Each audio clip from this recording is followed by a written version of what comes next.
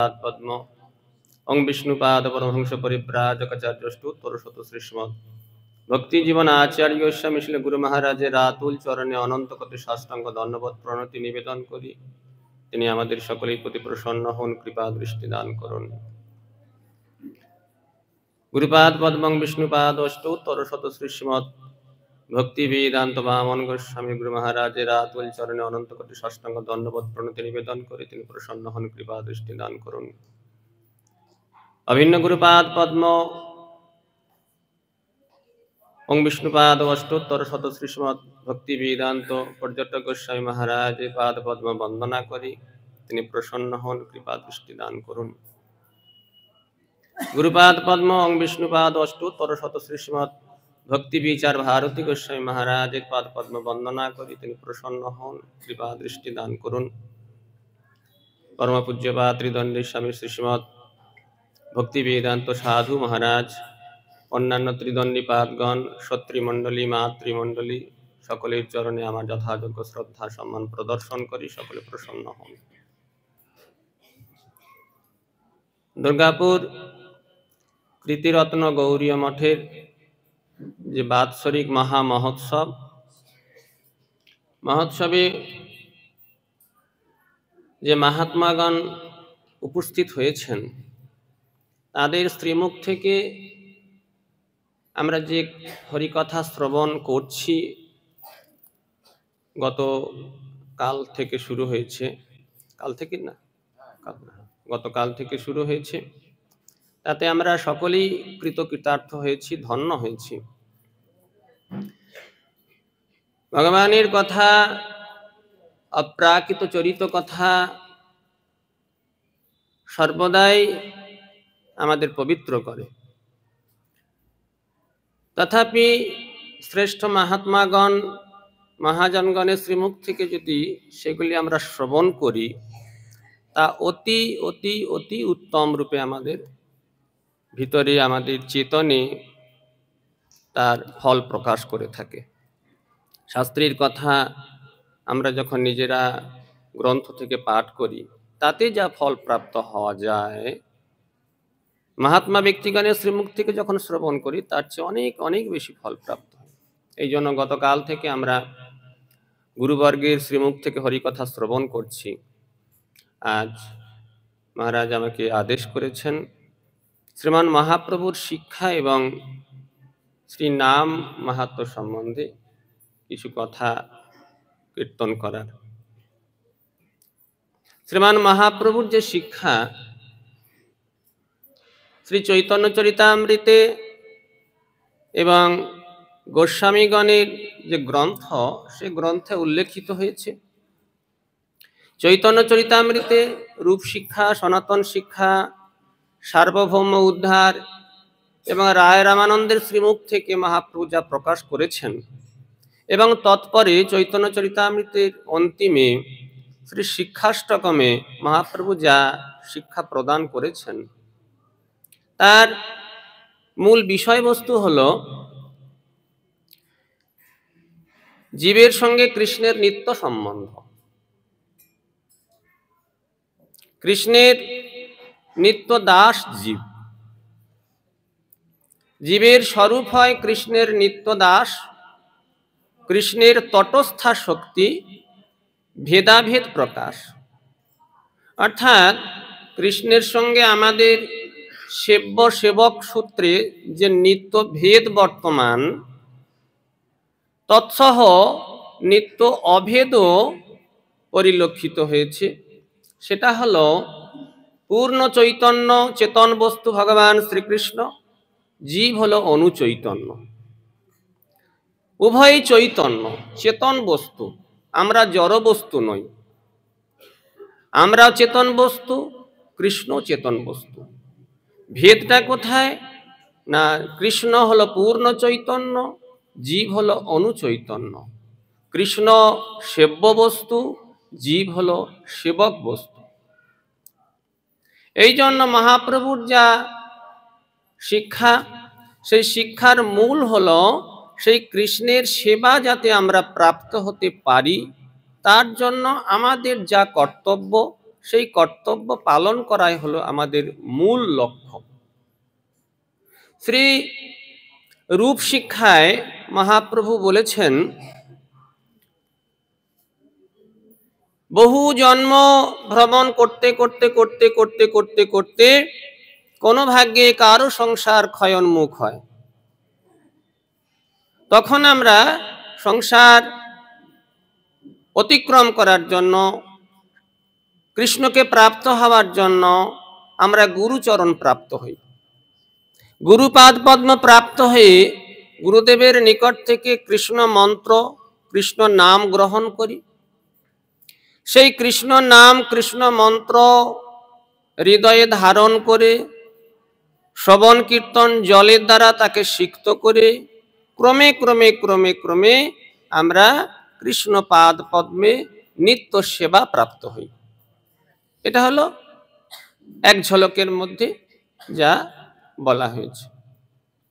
এখন সনাতন শিক্ষা, এর মাঝখানে অনেকগুলি কথা আছে, যদি অপরাধ হস্তি ওঠে হাতি মাতা, উপারে বা ছিন্ডে তার শুকি যায় পাতা, ইত্যাদি ইত্যাদি অনেক কথা বলা হয়েছে। মূল কথা হলো, কোন ভাগ্যে কৃষ্ণ মন্ত্র প্রাপ্ত হয়, মালি হইয়া সেই বীজ করয়ে আপন, শ্রবণ কীর্তন জলে করয়ে সেচন, উপজিয়া বারিলতা ব্রহ্মাণ্ড ভেদি যায়, ইত্যাদি ইত্যাদি মূল।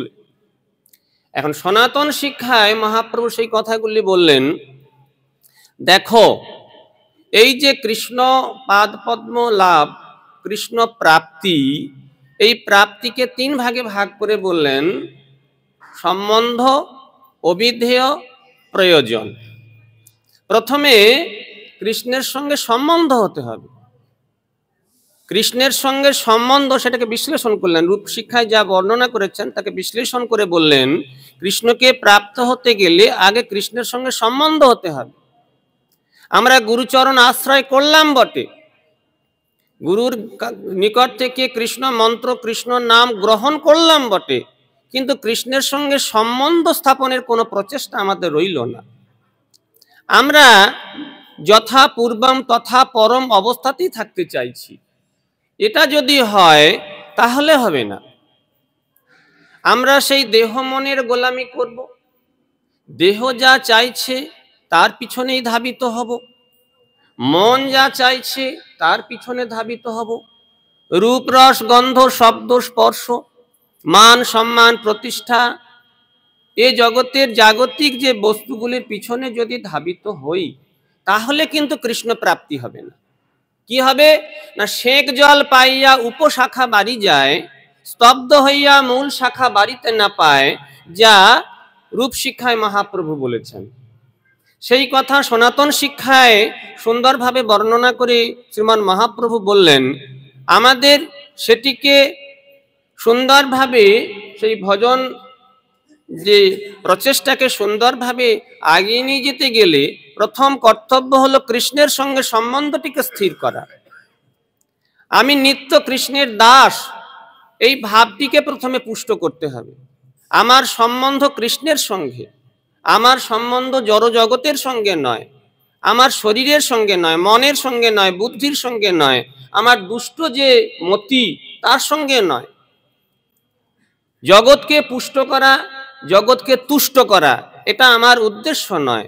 জগন্নাথের সঙ্গে আমার নিত্য সম্বন্ধ, জগন্নাথ প্রসন্ন হন, জগন্নাথের প্রীতি সাধনই আমাদের একমাত্র উদ্দেশ্য। এই জন্য আমাদের প্রথমেই মনে রাখতে হবে, কৃষ্ণের সঙ্গে আমাদের সম্বন্ধের গাঁট ছড়াটা যেন আগে আমরা ঠিকভাবে বাঁধতে পারি।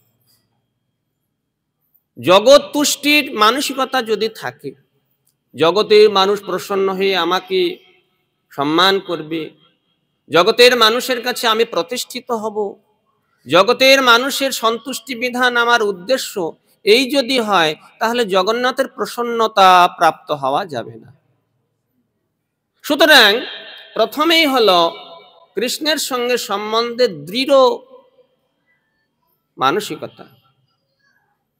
খণ্ড খণ্ড হয়ে যদি যায় দেহ প্রাণ, দেহ প্রাণ টুকরো টুকরো হয়ে যাক, বিশ্ব ওলটপালট হয়ে যাক, তবে আমি আমার প্রভুর চরণ ছাড়ব না। আমার প্রভুর সঙ্গে আমার নিত্য সম্বন্ধ, আমার জীবনের একমাত্র লক্ষ্য হচ্ছে কৃষ্ণের সন্তুষ্টি বিধান। নিজ সুখে মানে কাজ, পরু তার শিরে বাজ, কৃষ্ণের মাত্র চাহিয়ে সন্তোষ। এটি যেন আমাদের লক্ষ্য থাকে। এই লক্ষ্য নিয়ে অগ্রসর হয়ে আমরা কি করব না, সেই লক্ষ্যে প্রতিষ্ঠিত হতে গেলে আমাকে শুদ্ধ ভক্তির অনুশীলন করতে হবে। শুদ্ধ ভক্তির দ্বারাই, শুদ্ধ ভক্তির যে অনুশীলন, সেই অনুশীলনের দ্বারাই কৃষ্ণের সঙ্গে আমার নিত্য সম্বন্ধের দৃঢ়তা লাভ হবে। কৃষ্ণের সঙ্গে আমার সম্বন্ধের দৃঢ়তা লাভ হলে আমি কৃষ্ণ সেবা প্রাপ্ত হব, কৃষ্ণ প্রেম লাভ হবে, যা আমাদের প্রত্যেকের জীবনের একান্ত প্রয়োজন। সেই কৃষ্ণ, শুদ্ধ কৃষ্ণ ভক্তির অনুশীলন কিভাবে হবে সে বিষয়ে বলতে গিয়ে শ্রীমান মহাপ্রভু বললেন, সনাতন বিবিধাঙ্গ সাধন ভক্তির বহুত বিস্তার, কৃষ্ণ প্রাপ্তির বহু উপায় আছে, তার মধ্যে 64টি প্রধান। 64টি ভক্তির অঙ্গ বলতে গিয়ে মহাপ্রভু প্রথমেই বললেন আদৌ গুরু পদাশ্রয়। গুরু পাদ পদ্ম আশ্রয় না হলে কখনো কৃষ্ণ সেবার অধিকার আসে না। গুরুপাদ পদ্ম আশ্রয় মানে শুধুমাত্র গুরুদেবের কাছ থেকে কৃষ্ণ মন্ত্রটা শুনে নেওয়া নয়। দীক্ষার কথা পরে বললেন, প্রথমে বললেন গুরু পদাশ্রয়, তারপরে দীক্ষা। অর্থাৎ গুরুপাদ পদ্মে আশ্রয় না হলে দীক্ষা হয় না। অধিকাংশ ক্ষেত্রে আমরা গুরুর নিকট গমন করি, গুরুর নিকট থেকে আমরা কৃষ্ণ মন্ত্র গ্রহণ করি, কিন্তু গুরুপাদ পদ্ম আশ্রয় হয় না। আশ্রয় শব্দের অর্থ হল প্রকৃষ্ট রূপে, আধিক্যেন, সম্পূর্ণ রূপে নিজেকে গুরুর চরণে সমর্পণ করা। গুরুদেবের চরণে নিজেকে সমর্পণ করলে তবে তো গুরুর নিকট থেকে আমরা সেই সর্বোত্তম বস্তুটি প্রাপ্ত হব। গুরুদেবের চরণে আমার সমর্পণ হয়নি আর গুরুদেবের কাছ থেকে আমি কৃষ্ণ মন্ত্র প্রাপ্ত হব, এটা কখনো হয় না।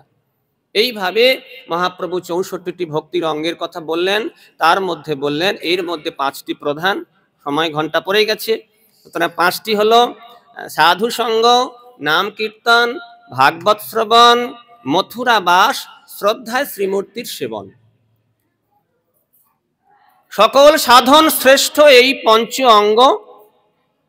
কৃষ্ণ প্রেম জন্মে যার অল্প সঙ্গ, এর অল্প সঙ্গ যদি কিঞ্চিত মাত্র আমরা মন প্রাণ থেকে যদি আমরা তাকে পালন করতে পারি, কৃষ্ণ প্রেম লাভ হবে। তার মধ্যে সর্বশ্রেষ্ঠ নাম সংকীর্তন। এর মধ্যে সর্বশ্রেষ্ঠ হলো নাম সংকীর্তন। নিরপরাধে নাম লইলে পায় প্রেমধন। সেই নাম সংকীর্তনের মহিমা তার এখন বলার সময় নেই, পরবর্তীকাল মহারাজরা সেই সুন্দরভাবে সেই নাম সংকীর্তনের মহিমা বলবেন। মহাপ্রভু বললেন ইহা হইতে সর্বসিদ্ধি হইবে সবার, সর্বক্ষণ বলইতে বিধি নাহি আর। কি ভোজনে, কি শয়নে, কি বা জাগরণে, অহর্নিশ চিন্ত কৃষ্ণ বলহ বদনে। আমরা যদি শ্রী নামকে আশ্রয় করি, নিষ্কপটে হরিনামকে যদি আমরা আশ্রয় করতে পারি, আমাদের সমস্ত কিছু প্রাপ্ত হবে। এই জন্য আমি শিল মহারাজগণের শ্রীমুখ থেকে আমরা পরবর্তীকালে সেই নামের মহিমা শ্রবণ করব। আজ এখানে বিশ্রাম। হরে কৃষ্ণ। বাঞ্ছা কল্পতরু।